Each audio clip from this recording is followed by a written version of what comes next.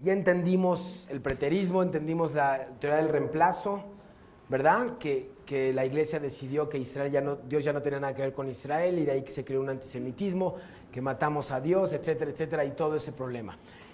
¿Cómo Israel forma una parte fundamental en el reloj bíblico y no podemos descartarlo, tanto la tierra como los judíos per se? Entonces vamos a entender algo sobre lo que poco que podemos entender del fin de los tiempos y no va a haber break, nos vamos a ir de corrido y de ahí nos vamos a ir a la última P. ¿Se acuerdan? Tenemos la técnica, ¿cuál es? PD. Se lo tienen que saber todos. PD, perdón, la GD, gracias, y la otra P que es profecías. Entonces, la parte de la tierra de Israel y la parte de las fiestas, esas es las gracias. Gracias por tu tierra, gracias por tu ley, gracias por tus fiestas porque las cumplió mi Mesías, ¿no? Entonces cuando tú le dices a un judío, oye, ¿tú sabías que Yeshua fue sacrificado en Pesaj, no enterrado en panes sin levaduras y resucitado en Bikurim y luego en Shavuot, cuando te entregaron la Torah, también entregaron el Espíritu de Dios? Te van a decir, a ver, porque la mayoría no lo sabe. ¿No? Entonces, gracias por prestarme ese Mesías que ha cumplido la sombra. Esas son las gracias. ¿No? Perdóname por la historia horrenda de la iglesia, ¿no? Que la tienes que saber, ¿no? Gracias por prestarme tus fiestas, gracias por prestarme tu Mesías, y ahora te voy a explicar que es momento que tú lo regreses a ver. Entendiendo por qué es tan importante que lo regresemos a ver. ¿Ok? Vamos a entender un poquito del nombre. El nombre, ¿cómo se llamaba el pueblo primero? ¿Cómo se llamaba el pueblo? Gracias, hebreo. Ibrí de pasar. Cruzaron el Jordán, entonces no se llamaban Israel, se llamaba pueblo hebreo. La palabra Israel viene mucho después, se cambia, ¿ok? Aquí están los párrafos, igual te voy a dar la presentación. Siguiente. El nombre cambia después a Israel. ¿Alguien se acuerda por qué? ¿Le cambian el nombre a quién?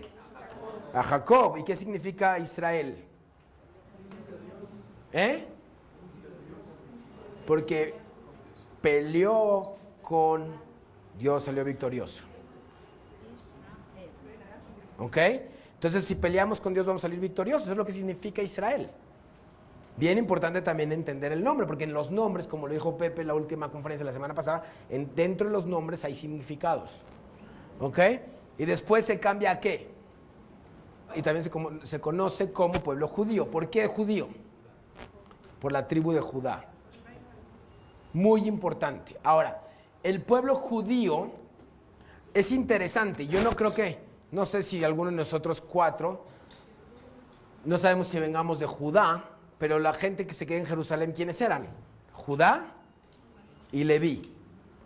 Y las otras 10 tribus, posiblemente ustedes están ahí.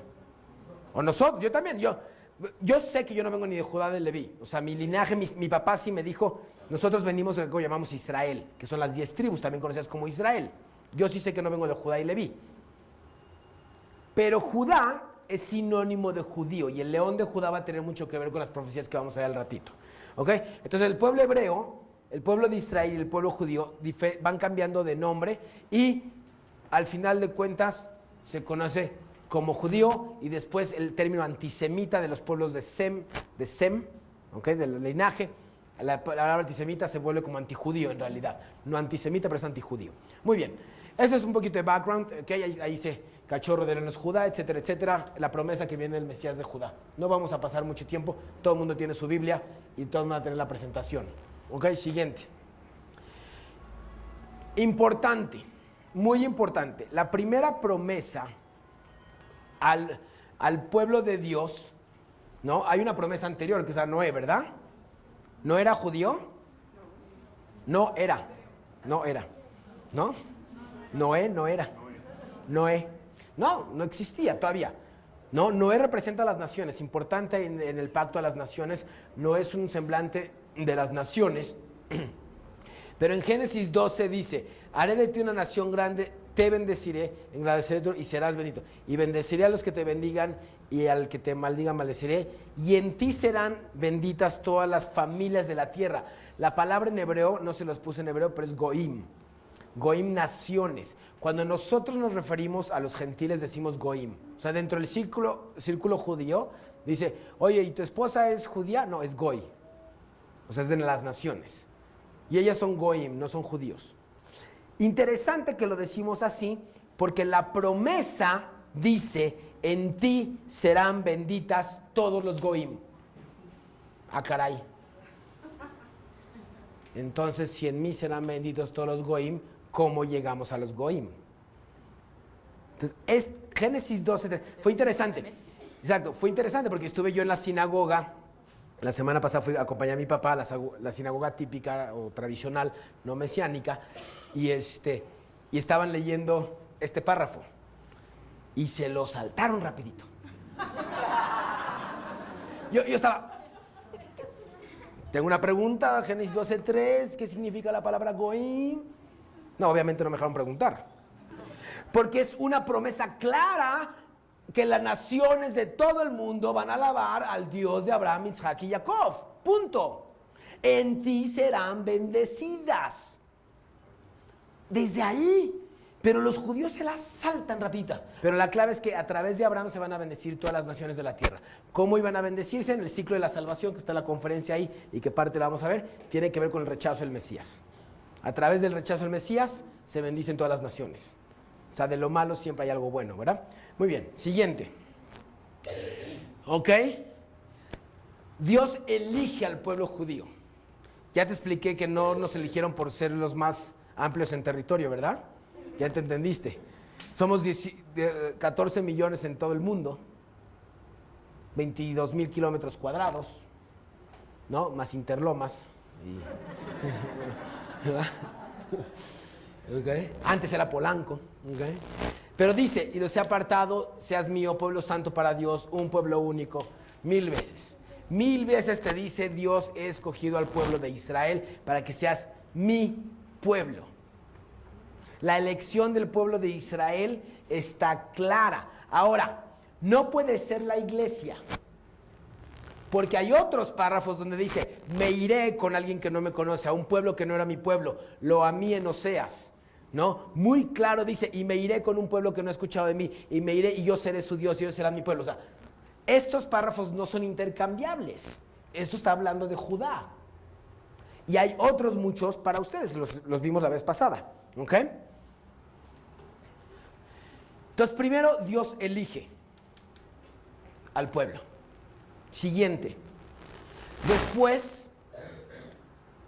te mandé para hacer luz para las naciones. Y ahí es donde hemos fallado. Los judíos, a pesar, como lo vimos en lo de los premios Nobel, que sí han ayudado sin duda a la economía, a la ciencia y eso, ¿qué hicieron con la Torá? Agarraron la Torá y si vieron El Señor de los Anillos, igualito. Es mío. En lugar de pasarla a los pueblos. Es triste, pero es cierto. Ahora, yo no los juzgo, porque yo, o sea, no te voy a contar mucho mi historia, pero yo como odiaba mucho a los rabinos, así, decía, ¿por qué? ¿Por qué hacen tantas cargas? Sin haber leído el Nuevo Testamento, decía, pero ¿por qué hacen esto? Que si entonces, si besas esto y si haces esto y entonces ya entras al cielo. Pero una vez que me volví, me completé como judío mesiánico, ahora agarro a los rabinos y los abrazo. Y les digo, gracias por guardarla tan celosamente. Pues a pesar de que dijeron, sí, es mía, pero la guardaron. O sea, hay mucho más errores, muchísimo más errores en el Nuevo Pacto que en los escritos del Dead Sea Scrolls, del Mar Muerto. Hay 2000 errores en el Dead Sea Scrolls, hay 2000 errores. 2000 errores en las escrituras de los rollos del Mar Muerto conforme a la Torah. Están todos los libros. 2000 errores. Son poquitos. Hay mucho más errores en las traducciones viejas del Nuevo Testamento, que va a ser un argumento interesante para cuando compartas.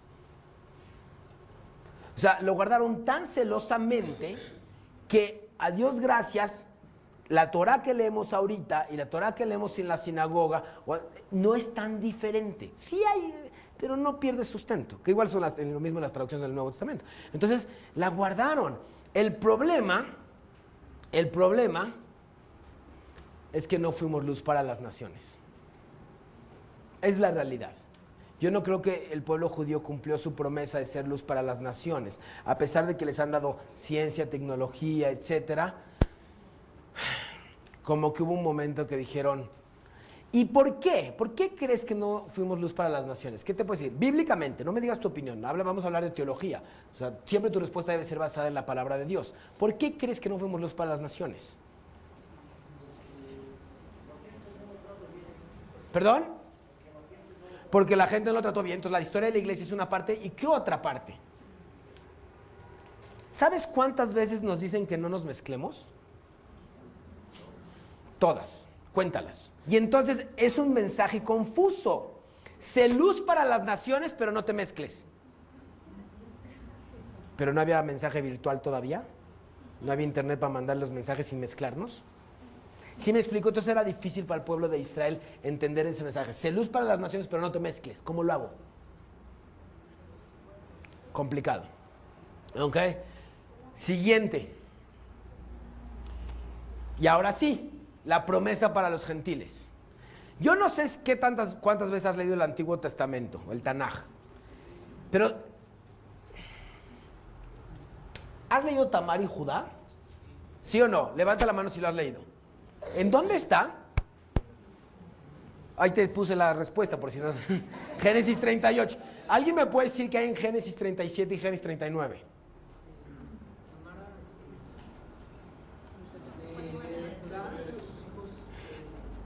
No, está la historia de José. Es como, voy con José y de repente, les presento a Tamar. Acabo con Tamar, regreso a José. ¿Dónde acomodo eso? Un importante mensaje, porque José es un remanente, una sombra de Yeshua. Muy importante. Estás leyendo y vas padrísimo. Y ayer me preguntó mi hija, ¿no? Me preguntó Regina, me dice, papá, ¿cuál es tu historia favorita de la Biblia? Nunca me había puesto a pensar, pero sin duda luego lo conté José. José el soñador. Porque además ahorita voy a hablar de eso, al ratito. Pero estás leyendo José así, wow, y entonces lo llevan y sobra. Y de repente, les presento a Tamar. Continuaremos en el próximo capítulo. ¿Por qué está Tamar en medio? ¿Alguien sabe? Porque vas a entender que en medio de la salvación, él era su suegro. Y se acuesta con su nuera, que la hizo ver como una prostituta.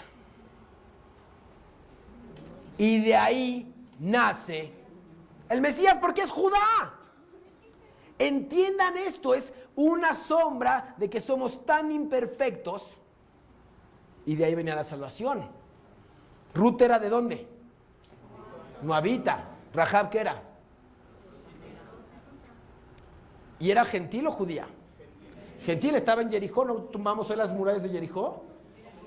Y dime una cosa, ¿cuáles son las únicas 3 mujeres que salen en la genealogía de Yeshua, en Mateo? Esas 3.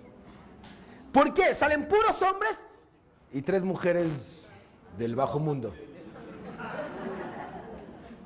Bueno, Ruth no era del bajo mundo, pero era de los vecinos. ¿Sí me explicó? Bueno, y obviamente la Virgen Miriam. Nada más. ¿Por qué Dios nos pone ahí? Porque viene la señal de que el pueblo va... O sea, dijo Dios, ¿no? En Génesis 12:3, la salvación viene a través de ti para todas las naciones. El libro de Oseas es muy claro. La palabra Lo-Ami, hay una persona que se llama Lo-Ami. No es Lo-Ami, es Lo, que es no, a mí, mi pueblo. Muy claro. Dice, voy a irme con uno que no es mi pueblo. ¡Wow! Sí, los nombres son importantes, ¿no? Jesús, Cristo no es el apellido, ¿eh? No es como Pérez o González. Es su trabajo, el Mesías, ¿no? Oseas dice, lo a mí me iré con un pueblo que no era mi pueblo porque tú me fuiste infiel. ¿Quieres otras promesas? Isaías 9, 54, Salmo 22, 72, 86, Jeremías 31, 7, 14, 11, 12. Todas esas son promesas para ustedes. Así de claro. Por lo tanto, no podemos confundir las promesas para Israel para la iglesia. La iglesia dice, un pueblo que no era mi pueblo, lo voy a amar, lo voy a recoger, y ellos serán mi pueblo, y yo seré su Dios. Bien importante. Entonces, no confundamos los párrafos que son la elección de Israel, los anteriores, con estos. Dos pueblos, un solo Dios. ¿Ok? Siguiente. Y entonces, la promesa era solo para el pueblo de Dios hasta la resurrección. Y ahorita te voy a explicar algo. Un día me eché un debate teológico buenísimo. Y entonces me decía, es que Yeshua vino a salvar a todos. Correcto, pero no al principio de su ministerio. Es cierto. Yeshua se le fue revelando poco a poco su ministerio. La primera promesa, dice, no soy enviado sino a las ovejas perdidas de la casa de Israel. Yeshua no entendía que iba por todos al principio. Porque era hombre, ¿eh? A pesar de ser Dios, en ese momento era hombre. Entonces le fue revelando su ministerio poco a poco. Tanto que él contesta así. Y luego llega una mujer sirofenicia y le dice, dame de comer. Y dice, no, tú no eres de mi equipo. Así le dice, tú no eres de mi equipo. Y entonces ella contesta, hasta los perrillos comen de lo que se cae de la mesa. ¿Sí entiendes que Yeshua venía por nosotros? Pero Juan luego dijo, vino por ustedes y no le hicieron caso. Checa, dice, por caminos de gentiles no vayáis.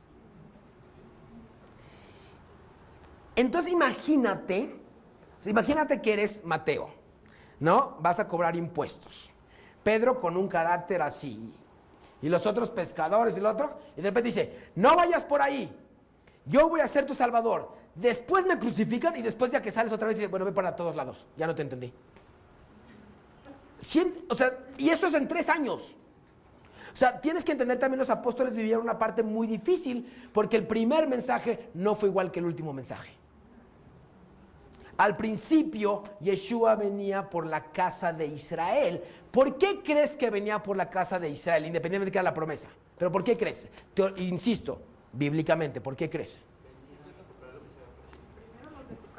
Primero los de tu casa, a recuperar lo que se había perdido. Una pregunta, si tú llegabas con un griego o con un romano y le decías, hola, vengo de parte del Mesías. ¿De quién? ¿El qué? Mesías. ¿No soy del Mesías? No. Es como el César. El Mesías era una idea judía para judíos. La idea de un redentor estaba escrito en el Tanaj, no estaba escrito en ningún otro lado. ¿Sí me explico por qué tenía que ser a fuerzas a los judíos al principio? Por eso, como te dije, los primeros 132 años de la iglesia, la Keilah, la palabra correcta, eran puros judíos. Puros judíos. Siguiente, porfa. Posteriormente, ¿a quién se le declara, la primera vez que Yeshua se declara como Mesías, a quién se le declara? A una mujer y samaritana. Muy importante el simbolismo. Muy importante. Pero dice, la salvación viene de los judíos. Muy clara, Yeshua le dice a la mujer samaritana, yo soy aquel que tú esperas. La primera revelación, ¿y qué era una samaritana? Una mezcla entre judío y gentil. Qué interesante. ¿Sí entiendes el simbolismo, cómo Dios te va revelando que era para los judíos, pero era para todos? Muy importante. ¿Por qué no se lo reveló a Pedro? Sí se lo revela, pero mucho después. Pero mucho después. Porque la promesa también era para ellos. La simbología de la samaritana es padrísima. Mitad judía, mitad gentil. Y le dice, yo soy el Mesías. Siguiente.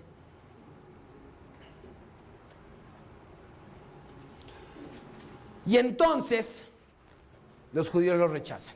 Como estaba escrito. Así que si eres judío, no te sientas mal por haber rechazado a Yeshua. Estaba escrito, te lo puse la semana pasada, ¿verdad? Te puse cuántos párrafos que nos iban a tapar los ojos, los oídos, etcétera, etcétera, etcétera. ¿Ok? Y entonces dice, en el mundo estaba y el mundo por él fue hecho, pero el mundo no le conoció, a los suyos vino y los suyos no lo recibieron. Mas todos los que le recibieron, a los que creen en su nombre, les dio potestad de ser hechos hijos de Dios.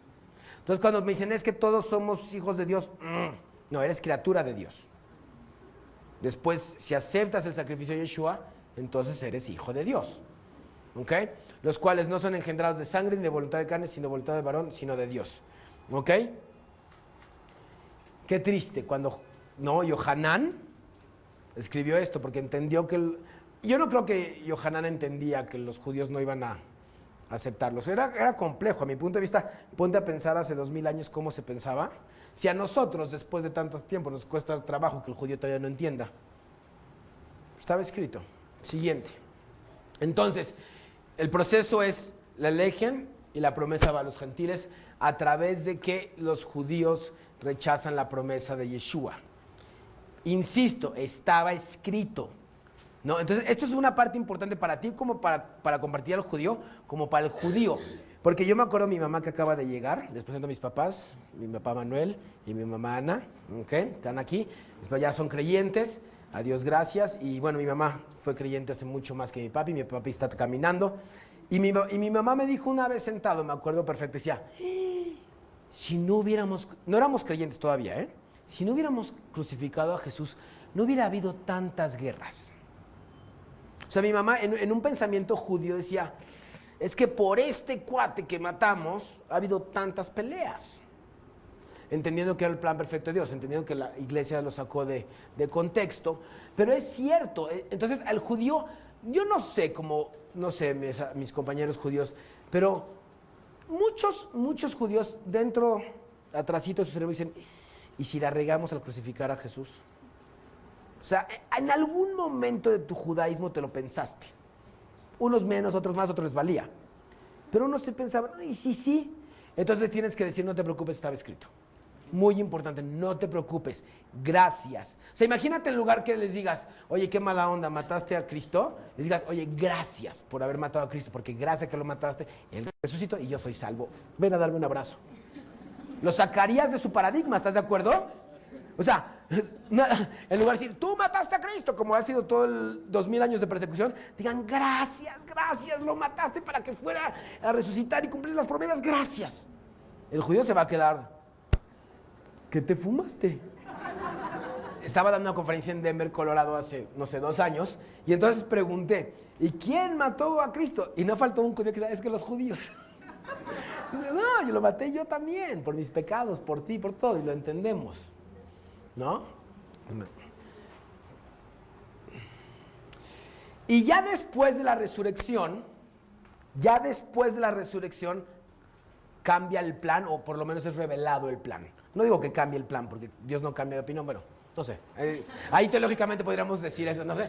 Pero bueno, dice, hagan discípulos en todas las naciones, ¿no?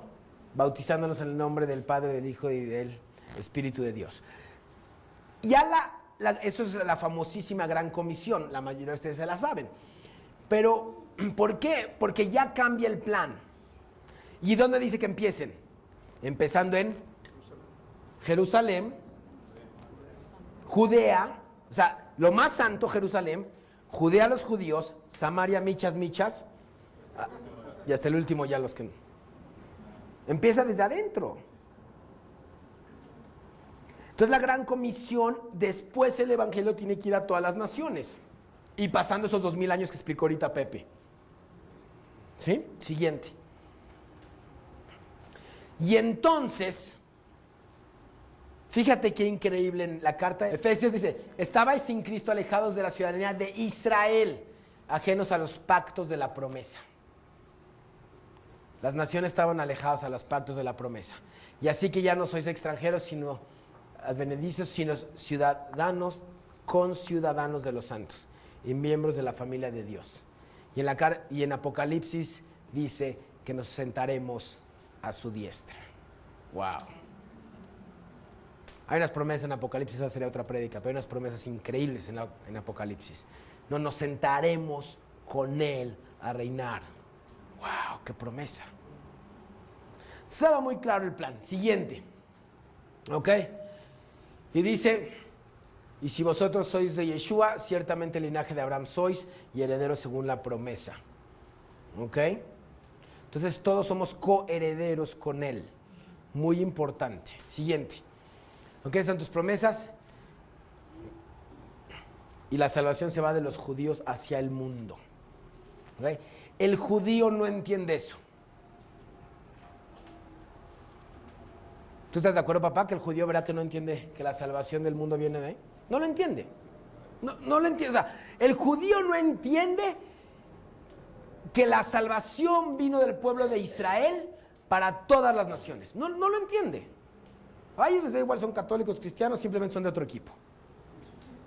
Creen en otro Dios, en un Dios hombre.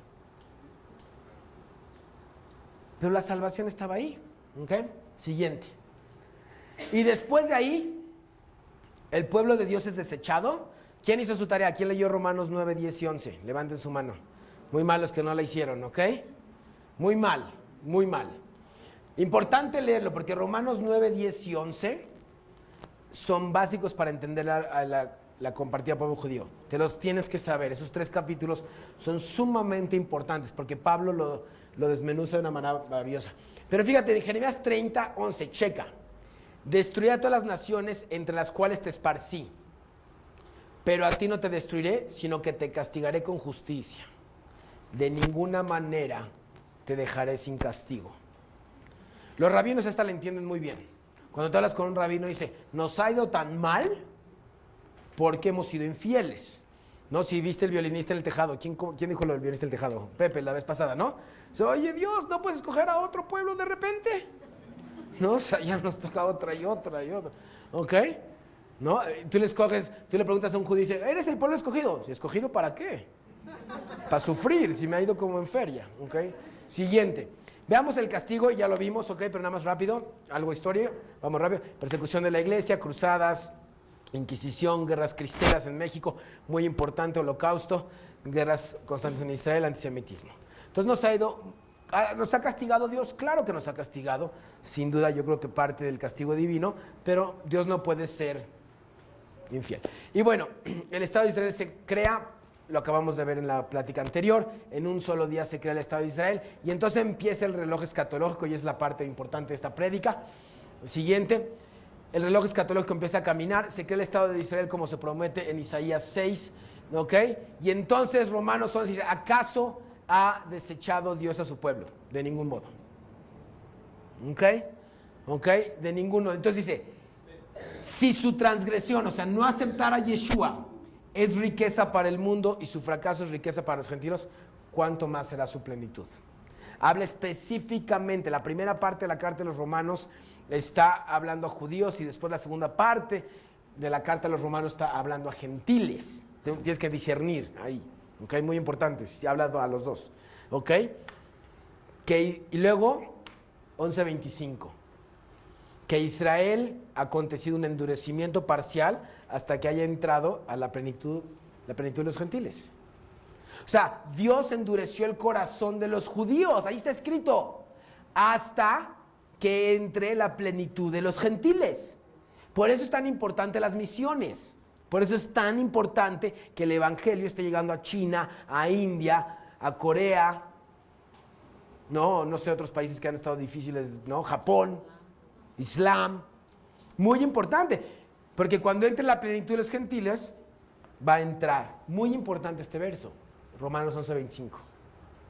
Cuando tú se lo lees a un judío, dice, ok. Entonces empiezas a tumbar esa pared. Yo cuando abrí la oración del día, decía, vamos a tumbar esa pared que nos divide entre judíos y gentiles. ¿Ok? Porque los dones y los llamamientos de Dios son irrevocables. Lo que Dios te dio, ya no te lo va a quitar. Así es. ¿Ok? Así que todo Israel será salvo. El libertador vendrá de Sión y apartará la impiedad de Jacob. Ahora, este párrafo hay que tener cuidado. Porque entonces dices, ok, entonces todo Israel será salvo, entonces ya no tengo que hacer nada para los judíos. No, porque hay otro párrafo que dice, no todo Israel es Israel. O sea, yo sí pienso, y te lo digo, y te lo baso teológicamente, que el judío que no cree en Yeshua va a ser juzgado por obras. El problema de ser juzgado por obras Está más difícil, ¿no? Ahora, el judío piensa que cuando se muere va a venir un juicio entre Yetzer Hará y Yetzer Hatov, ¿ok? Tu bueno, como el angelito y el diablo en las caricaturas, las cosas que hiciste buenas y tus cosas que hiciste malos. Y entonces, yo no sé de dónde lo sacaron, pero el rabino piensa que entonces hiciste más bueno que malo, entonces pasas al cielo. Yo no lo he leído y ya me leí la Biblia varias veces. Y nunca he encontrado ese párrafo. O cuando llega Hacienda contigo, no, dice, señor Suárez, ok, lo venimos a requerir porque en 2008 y 2009 no pagó impuestos. Y tú dices, pero no te preocupes, pagué 2005, 2006, 2007, 2010, 2011, 2013. Entonces hay más buenos que malos. Y Hacienda te diría, claro, pásele, no se preocupe, gracias por su bondad. Si Hacienda no lo haría, ¿por qué lo va a hacer Dios? O te pasas un alto y dices, sí, pero los últimos 20 no me los pasé. Déjeme libre. Entonces yo no sé de dónde sacaron eso los rabinos, pero es una falsa doctrina. Es real una falsa doctrina. Ahora, sí van a ser juzgados por obras. Así dice la palabra. Los que no conozcan a Yeshua serán juzgados por obras. Mucho más difícil ser juzgado por obras. Los 144,000 son judíos creyentes, son judíos mesiánicos, muy importante. ¿Ok? Los 144,000 están en Apocalipsis 7 y Apocalipsis 14, ¿ok? Y dice, 4,000 sellados de todas las tribus de los hijos de Israel. Están todas las tribus excepto la tribu de Dan. Porque de Dan va a venir el antimesías. Porque Dan, si te acuerdas la promesa que le dicen a Jacob, dice, y Dan, serpiente, taca, taca, taca, taca. Vas a juzgar a tus naciones. Entonces sabemos que de Dan viene y se ve perfecto en Apocalipsis 7, cuando lees las 12 tribus, porque acuérdate que hay 13 tribus. ¿Por qué hay 13 tribus? Por Manasés y Efraín. Entonces Dan lo sacan y de Dan viene el antimesías o el anticristo. ¿Ok? Pero fíjate, los 144 que tenían el nombre de él, Yud Het Vav Hei, el tetragramatón, y el nombre de él, que es Yeshua, y el nombre de su padre, tetragramatón. O sea, son judíos mesiánicos. Los 144,000 son judíos mesiánicos. Ahora te vuelvo a preguntar, ¿qué tan importante es que empiece a predicar en las calles ya? ¿Quieres que venga? Tienes que juntar 144,000 hombres vírgenes. Entonces no llegas, oye, ¿eres virgen? No, ya no te predico. No hagas así, no es una buena entrada. No te recomiendo esto. Pero sí predica, porque a lo mejor su hijo es el que va a predicar. Y sí dice que no han sido contaminados con mujeres. Entonces sí creemos que es una virginidad espiritual, pero sí creemos también que es una virginidad corporal. O sea, Pepe, ya no. Sorry. ¿Ok? Yo también, no te preocupes. Pero a lo mejor Mateo sí, no sé. ¿Ok? Entonces, estos han sido rescatados entre los hombres como primicias para Dios y para el Cordero. Es después del arrebato. Y es la cosecha. Es la segunda gran cosecha. Otra vez. Ahora, interesantemente, es de judíos para gentiles otra vez. Otra vez. No para judíos todavía. ¿Ok? Porque los judíos van a un plan especial, entonces te lo voy a explicar. Pero es muy importante. Son las primicias. Los 144,000 fueron una parte muy, muy importante después del arrebato. ¿Ok?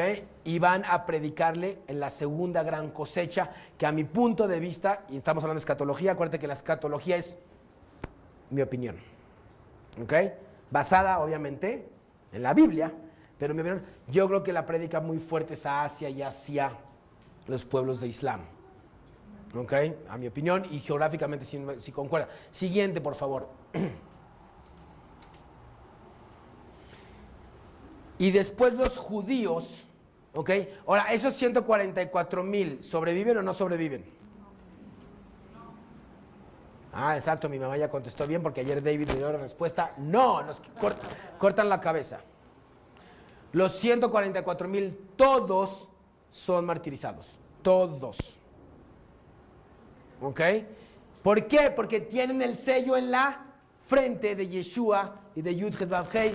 Te cortan la cabeza y amaneces enfrente de Dios. No está tan padre, pero bueno. No, antes ayer mi suegra decía, ay, qué mala onda. Pues no sé, yo creo que la tribulación va a estar peor. No lo sé. La parte escatológica, como dije, no siempre es la más positiva. Sabemos el final del cuento, pero la parte de antes del final del cuento no sé qué tan positiva sea. ¿No? Y muy importante, siguiente. Muy importante. Zacarías 12:10. Súper, súper, súper importante. Pongan atención. Zacarías 12:10 es después del arrebato, después de que los 144,000 fueron a predicar a las naciones, a los que faltaban, y entonces dice, y derramaré sobre la casa de David y sobre los habitantes de Jerusalén el espíritu de gracia y de súplica. Gracia, muy importante palabra. ¿Cómo se dice en hebreo? Gesed. Misericordia, gesed, gracia. Muy importante porque el espíritu de gracia no ha sido derramado a los judíos todavía. Es por obras todavía. Vean todos los símbolos. Va a derramar el espíritu de gracia y de súplica. ¿Por qué súplica? Porque van a estar rodeados por todas las naciones y no va a haber ni Estados Unidos, ni Rusia, ni nadie que los ayude. Hay una parte de una guerra física. Y entonces van a estar rodeados como estuvieron en 1973 en la guerra de Yom Kippur, pero mucho más duro. Y entonces Dios va a derramar su espíritu de gracia. Es decir, no te preocupes, no es tu batalla, es la mía, pero entiendo que tienes que pedirme perdón. Esta es clave. Zacarías 12:10 es clave para el judío. Cuando tú le compartes Zacarías 12:10 y 13:6, que ahorita los voy a decir, el judío normalmente cae de rodillas. Si tiene 2 neuronas, ¿no? Y está circuncidado parte por lo menos de su corazón. Y checan esto. Y me mirarán a mí, a quienes han traspasado. Así va a quedar como dice. Traspasado hoyos. Y se levantarán por él, como que se lamenta por un hijo. Vean las palabras. Esto está en el Antiguo Testamento, no en el Nuevo. Prohibido usar el Nuevo Testamento con un judío. Prohibido. Y llorarán por él como se llora por un Yeshua es el primogénito. En aquel día habrá una gran lamentación en Jerusalén. Él desciende. Siguiente. Desciende. Y entonces nos saltamos al 13:6 de Zacarías y vean esto. Súper importante. Y le preguntarán, ¿qué heridas son estas en tus manos? Y él contestará, fui herido en casa de mis amigos. Hasta se me enchina todo. Te juro, o sea, esto está en el Antiguo. Él desciende y les dice, yo soy aquel. Y dices, no, es que te matan, no te preocupes. ¿Y qué son esas heridas? Fui herido en casa de mis hermanos.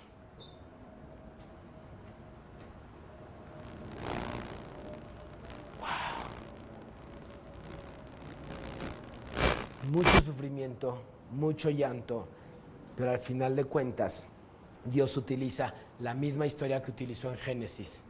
Siguiente. Igual que Génesis 45. Cuando llegan los hermanos de Yosef y les dice, es que por favor, si están postrados ante él, como el sueño. Y entonces él les suelta el llanto, lo mismo que va a hacer Yeshua, igualito.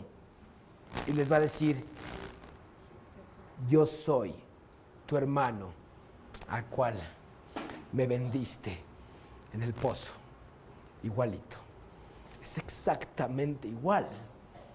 Es la misma promesa. La misma promesa. Y entonces él va a decir, no te preocupes, Dios obró todo lo malo para bien. No hay otra. No hay otra. Así está escrito. No hay otra. Dice, no te entristezcas, pese al haberme vendido aquí, fue para preservar vidas, me envió Dios delante de ustedes. Y Dios me envió delante de ustedes para preservar un remanente en la tierra y para guardar con vida mediante una gran liberación. Interesantemente, en las escrituras judías hay algo que se llama Mesías ben Yosef y Mesías ben David. El Mesías hijo de David, que es el rey salvador, poderoso, y el Mesías hijo de Yosef. Interesantemente, dos similitudes. Se parece a Yosef, sufriente, y su padre no terrenal, terrenal, no espiritual, era Yosef. Qué interesante. No hay coincidencias, hay diosidencias. Y si le rascas vas a encontrar muchísimo. Siguiente. Lo más importante. Cuando Yeshua está profetizando que se va a destruir el templo, Yeshua le habla a Judá directamente. Le habla a Judá y le dice, Jerusalén, Jerusalén, tantas veces quise juntarte como la gallina junta sus polluelos y tú no quisiste y has matado como has matado a tus profetas. Y pon atención, por tanto, la casa de ustedes se les deja desierta, porque les digo, Baruch haba Beshem Adonai.